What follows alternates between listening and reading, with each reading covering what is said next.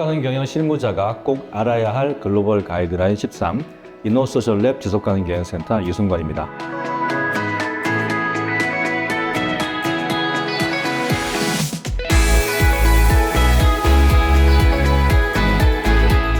오늘은 10번째로 CDP에 대한 설명을 하도록 하겠습니다.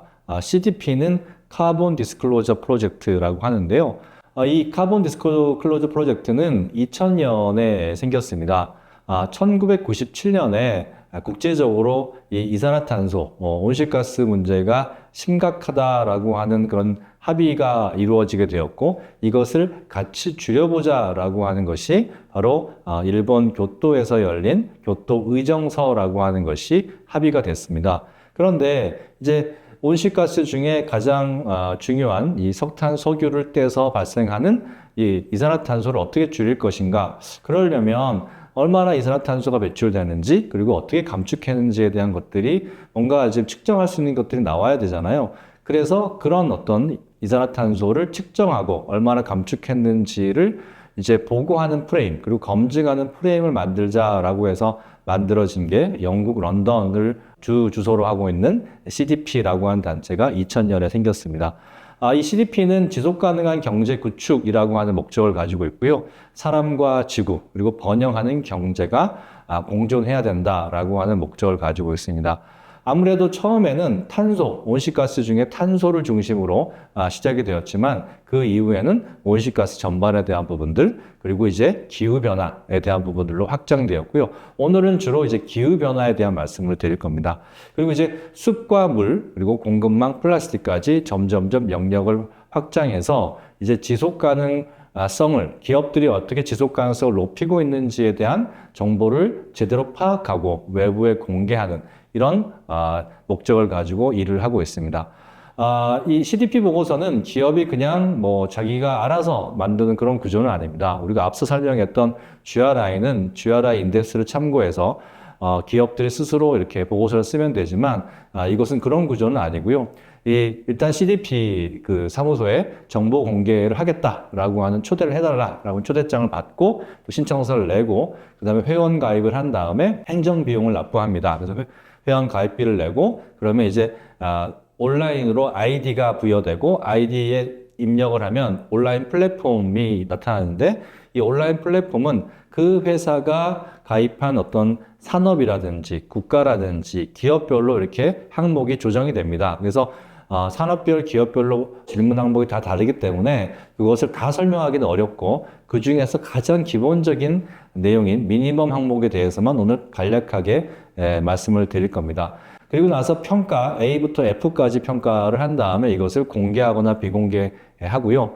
정보 공개 주요 항목에 있어서는 기업 정보, 거버넌스, 리스크 및 기회 분석, 전략, 목표 및 성과, 주제별 데이터, 그리고 검증, 최종 설명이 있습니다. 오늘 강의는 CDP의 아주 간단한 개요적인 부분을 설명하는 거고요. 보다 자세한 내용은 이 한국 CDP 오피스가 이제 한국 사회책임 투자 포럼에서 운영을 하고 있거든요. 그 사이트에 가시면 아주 자세한 내용을 또 알 수 있고 교육도 받으실 수 있습니다. CDP의 기후변화 정보 공개에서 미니멈 항목들은 C0 조직 설명, C1 거버넌스, C2 위험 및 기회, 사업 전략, 목표 및 성과, 배출 측정 방법론, 배출 데이터, 배출 내역, 에너지, 검증, 참여 관여, 서명 이렇게 있습니다. 하나씩 간단하게 살펴보도록 하겠습니다. C1 거버넌스는 이사회와 경영진과 임직원에 대한 얘기입니다. 그래서 이사회가 기후 관련 문제에 대해서 이사회 차원의 감독이 어떻게 이루어지는지에 대한 내용을 공개하라라고 되어 있습니다. 그래서 기후 관련 문제에 대해서 책임을 지고 있는 이사회의 조직, 직위, 명단, 전문성 여부, 인센티브, 또 전년도와 변동이 있다라고 하면 전년도의 변동 내용을 적어야 되고요. 만약에 이런 이사회의 기후변화에 대한 그 계획이나 이런 조직이 없을 경우에는 없는 이유와 앞으로 이 문제를 어떻게 할 것인가에 대한 계획들을 제시해야 됩니다. 경영진도 마찬가지로 이사회의 감독과 마찬가지로 경영진이 얼마나 기후 관련 문제에 책임과 역할을 하느냐에 대한 부분이고요. 임직원 인센티브는 이 기후 관련 목표를 달성하는 것이 이제 임직원들한테 성과로 작용하느냐라고 하는 것입니다. 그래서 기후 관련 문제를 가지고 인센티브를 제공하느냐, 또 인센티브를 어떻게 적용하느냐, 이런 부분이고요. 만약에 없을 경우에는 앞으로 2년 동안에 기후 관련된 인센티브를 줄 것이냐 말 것이냐 이렇게 얘기를 합니다. 대표적으로는 이제 각 사업부별로 또는 뭐 팀별로 탄소 배출에 대해서 어떻게 줄일 것이냐, 특히 이제 뭐 생산 시설을 운영하는 사업본부라든지 이런 쪽, 또 뭐 차량을 많이 운영하는 그런 부서라고 한다라고 하면 어떻게 탄소를 배출을 줄일 것이냐, 이런 것 자체가 하나의 성과 지표, 우리가 흔히 얘기하는 KPI로 들어간다는 거죠. 그래서 이 거버넌스 측면에서는 이사회와 경영진과 실제 임직원들이 모두가 탄소를 또 이 온실가스를 줄이기 위한 노력에 대해서 역할과 책임을 다 해야 된다라고 하는 내용이 바로 거버넌스에 들어가게 됩니다. 두 번째는 리스크 앤드 오퍼튜니티, 즉 위험과 기회에 대한 부분들인데요. 이 관리 프로세스가 어떻게 되어 있느냐, 그리고 위험 공개, 기회 공개에 대한 부분들입니다. 관리 프로세스는 기후 관련 위험 및 기회를 식별, 파악한다는 뜻이죠. 그리고 평가, 대응하기 위해서 회사의 프로세스가 어떻게 되어 있는지를 묻고 있습니다. 그래서 기후 관련 위험을 식별, 평가, 관리하기 위한 조직, 그런 조직이 어떻게 되느냐, 기후 변화의 위기가 있으면 그 위기를 어떤 조직들이, 뭐 이사회, 경영진이 있으면 구체적으로는 그 밑에 실무부서들이 있겠죠.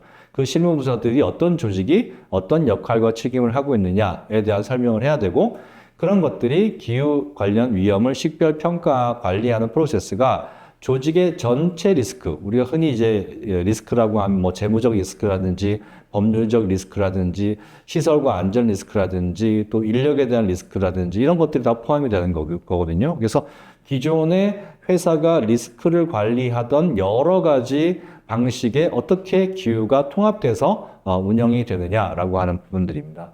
이런 프로세스가 없을 경우에는 앞으로 이 프로세스를 도입할지 말지에 대한 계획을 설명해야 된다라고 하는 것이고요.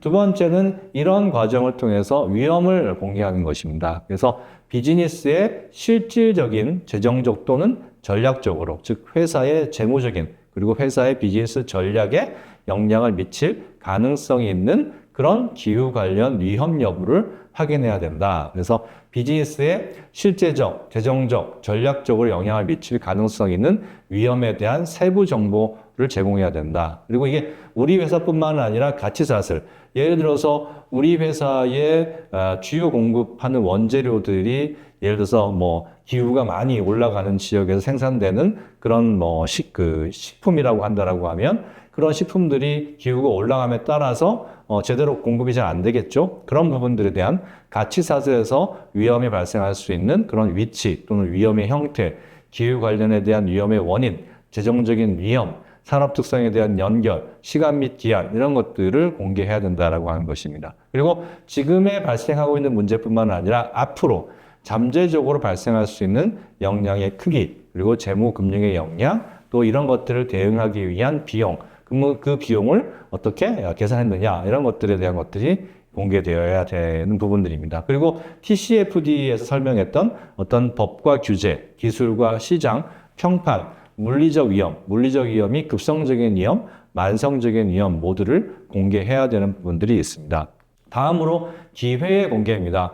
물론 기후위기에서 위험 요소가 굉장히 많기 때문에 기회는 그렇게 많지는 않지만 그럼에도 불구하고 비즈니스에 실질적으로, 재정적으로, 전략적으로 영향을 미칠 수 있는 기후 관련 기회를 파악하는 것이 필요하다라고 얘기하고 있습니다. 이 자원의 효율성이라든지 에너지 자원을 아낀다든지 제품 및 서비스가 새롭게 개발된다든지 또는 친환경적인 시장에 더 진출이 가능하다든지 또는 회사가 어떤 재해나 재난에 대해서 보건력이 높아진다든지 이런 기회를 설명하라고 하는데 이 부분도 TCFD에서 요구하는 부분들의 내용이 포함되어 있습니다. 이런 것들이 지금 공개하지 않고 있다라고 하면 앞으로 이런 계획들을 세울 것이냐, 어떻게 이런 기회들에 대해서 우리가 파악할 것인가에 대한 향후 계획에 대해서도 설명을 해야 됩니다. 세 번째는 비즈니스 전략입니다. 우리 1.5도씨 세계라고 얘기하는데 바로 2015년에 맺어진 파리 기후 협약이죠. 산업혁명 당시보다 현재의 온도, 즉 2050년까지의 온도를 1.5도씨 상승으로 막자라고 하는 것이 파리 기후 협약이고요. 그렇게 하기 위해서는 최소한 2050년까지 이산화탄소를 비롯한 주요 온실가스의 플러스 마이너스 제로, 넷 제로를 이루어야 된다라고 하는 것이 바로 파리 기후 협약이고, 그래서 파리 기후 협약의 가장 중요한 키워드가 탈탄소 경제로의 전환이죠. 그래서 탄소를 탈출한다라고 하는 탈탄소 경제로의 그런 전환인데요. 그런 세계에 부합하는 기후 전환 계획이 포함이 되어 있냐라고 하는 것이죠. 그래서 우리가 탈탄소 세계로 가기 위해서 우리 회사의 어떤 기후 전환에 대한 액션 플랜이 마련되어 있느냐라고 하는 것이고, 또 기후 전환 계획에 대해서 주로 우리 회사의 주주라든지 또는 이해관계자들이 어떤 피드백 이런 것들이 마련되어 있느냐, 그리고 기후 전환 계획에 대한 자세한 설명이 첨부되어 있느냐. 그래서 이제 뭐 유럽이나 미국에 있는 기업들에 보면 기후 전환에 대한 대응 계획이라고 하는 문서가 나와 있는 것들을 볼 수 있습니다. 영어로 하면 뭐 Climate Change Action Plan 이렇게 나와 있는데, 그런 문서가 이렇게 있고, 또 그것을 또 세부적으로 TCFD 프레임에 맞춰가지고 TCFD 보고서가 또 있고, 이렇게 되는 경우도 있는데요. 바로 이제 이 기후 전환 계획에 대해서 우리 회사의 비즈니스를 어떤 방식으로 대응하고 또 전환할 것인가, 이런 계획들을 가지고 있느냐 없느냐의 부분입니다. 만일 이런 계획이 없다라고 한다면 앞으로 그 이유에 대해서 설명을 하고, 없는 이유에 대해서 설명하고, 앞으로 만들 것인가에 대한 부분들을 또 설명을 해야 됩니다. 만일 우리 회사가 그런 기후 관련 위험과 기회가 우리 회사에 영향을 미치지 않는 그런 회사다라고 판단한다라고 하면, 그러면 왜 그런 기후 문제가 우리 회사의 비즈니스 전략에 영향을 미치지 않는가에 대해서도 설명을 해야 됩니다. 네 번째가 뭐냐면 타겟 퍼포먼스라고 해서 목표에 대한 부분들입니다. 첫 번째가 얼마나 배출하느냐.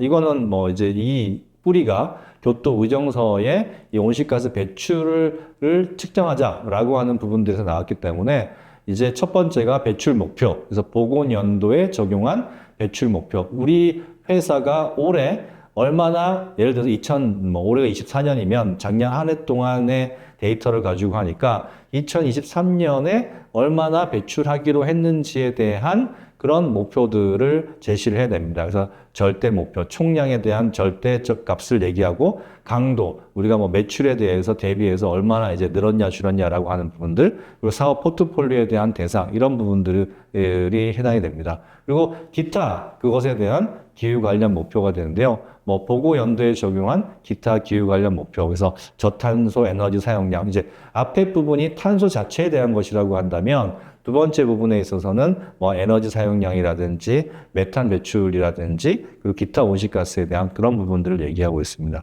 그 다음에 이제 배출 감축 이니셔티브라고 해서, 우리가 이 이니셔티브라고 하면 뭐 이 어떤 하나의 목표를 가지고 그것을 달성하기 위해서 협력하는 그런 부분들이 이니셔티브라고 하는데, 우리 이제 회사가 보건연도, 즉 2023년에 이런 적극적으로 탄소를 비롯해서 온실가스를 배출하기 위해서 어떤 특별한 목표를 세우고 그것을 위해서 여러 가지 활동을 했다라고 하면, 보건연도의 적극적인 배출 감축 이니셔티브를 운영한 내용을 설명해야 된다. 그래서 내부적으로 뭔가 온실가스를 줄이기 위해서 특별한 프로젝트를 했다거나, 아니면 협력회사랑 뭔가 이렇게 협의체를 만들어서 노력을 했다거나, 또는 투자를 했다거나, 이런 것들이 해당한다라고 말씀드릴 수 있습니다.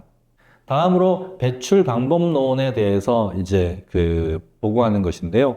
보건연도에 우리 회사가 어떤 방식으로 이 CO2 배출량을 측정했는지, 또 감축했다라고 하면 그 감축한 양을 어떤 방식으로 이제 측정했는지에 대한 부분들이 나옵니다. 보통 뭐 스콥 1, 스콥 2 같은 경우는, 스콥 1은 에너지 사용량, 스콥 2도 이렇게 전기료라든지 에너지 사용량에 대한 부분들로 산정을 하는데요. 그게 뭐 국가에서 정한 방법도 있고, 밑에 보시면 여러 가지 수십 개의 방법들이 나오는데요. 여기 보시면 각각의 이 온실가스를 측정하는 방법론들이 있습니다. 뭐 이산화탄소를 측정하는 방법, 메탄가스를 측정하는 방법, 여러 가지 방법들이 있는데, 그 방법들 중에 이 우리 회사가 어떤 방법을 사용했는지에 대한 것들을 얘기해라 라고 하는 부분들입니다. 보통 이제 우리나라는 국가에서 정한 환경부에서 정한 방식들을 많이 사용하고 있습니다. 여섯 번째는 배출 데이터에 대한 부분들입니다. 그래서 스콥 1에 대한 배출 데이터, 그래서 스콥 1에 대한 총 배출량, 그래서 보건 연도의 배출량, 그리고 지난 5년간의 배출량, 뭐 측정한 부분들에 따라서 그래서 보고하면 되겠죠. 그리고 스콥 2에 대한 배출량, 스콥 3에 대한 배출량 이렇게 보고를 해야 되고요. 그래서 CDP 보고서는 스콥 1, 2, 3에 대한 보고서고, 또 스콥 3를 제외한다, 스콥 3를 제외한다라고 하면 왜 스콥 3를 제외했는지, 앞으로는 그러면 스콥 3를 어떻게 할 것인지에 대한 또 계획을 설명하게 되어 있습니다. 배출 강도는 보고 연도의 총 글로벌 배출량의 단위를 통화로 이제 계산을 한 겁니다. 무슨 얘기냐?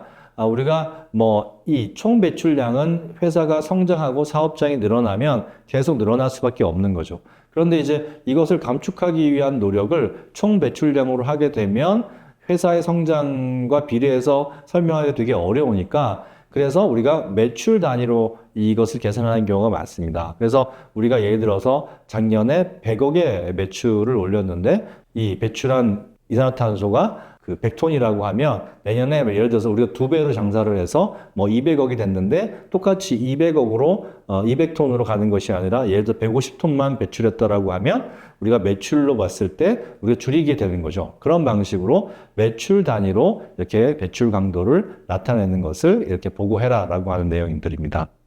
특히 스콥 1, 2, 3에 대해서 잘 아시겠지만, 스콥 1은 우리 회사가 직접 이제 보일러, 연료를 사용해가지고 건물의 보일러를 뗀다거나, 보통 이제 우리나라 기업들도 회사 내에 이제 뭐 온수를 사용하기 위해서, 또 온도를 높이기 위해서 가스 보일러 쓰는 경우가 많고, 또 기계를 돌리기 위해서 석유 보일러를 떼는 경우도 굉장히 많습니다.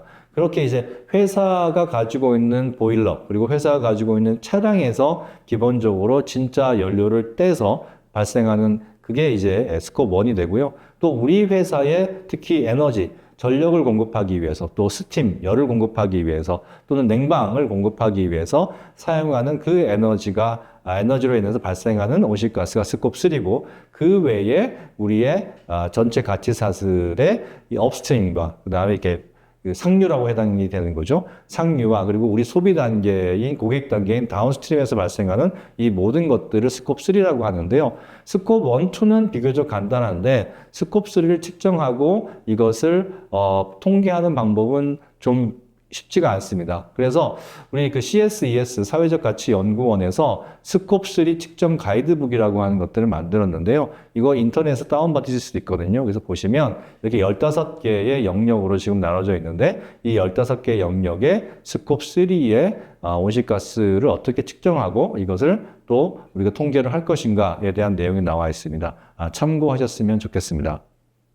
다음으로 CDP의 7번째 정보 공개 내용은 배출 세부 내역입니다. 그래서 배출 성과라고 해서 이 보건 연도의 글로벌 총 배출량, 스콥 1, 2를 합산한 것과 이전 보건 연도의 배출량을 비교하는 거죠. 그래서 뭐 얼마나 늘어났는가, 얼마나 줄었는가, 이런 부분들에 대한 배출 성과를 보고하고요. CDP 기후변화의 8번째는 에너지입니다. 그래서 에너지 관련 활동이고요.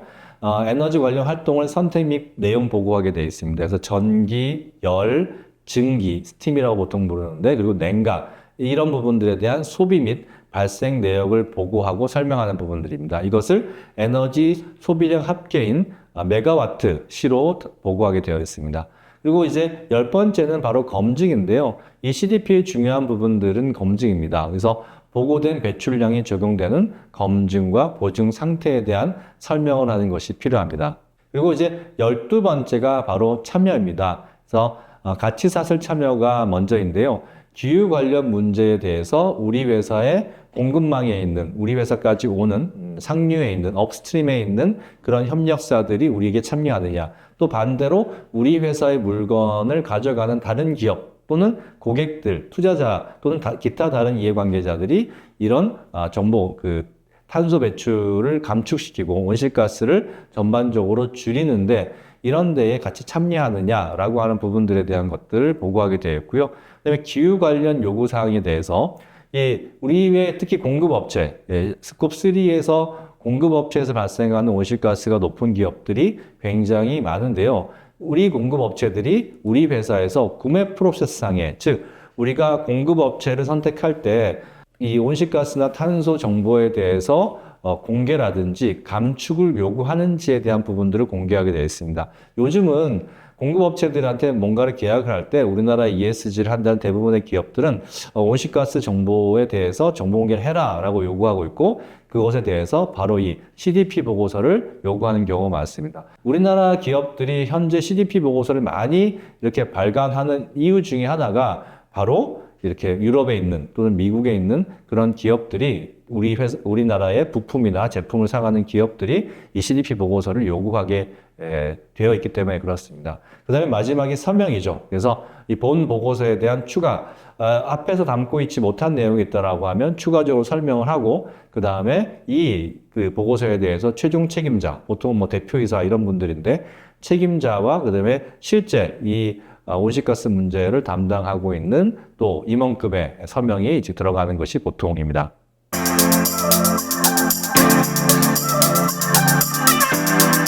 자, CDP에 대해서 요약하도록 하겠습니다. CDP는 1997년 교토 의정서 이후에 탄소 배출에 대해서 정확히 측정하고 이해관계자들한테 공개하자라고 하는 취지로 만들어졌고요.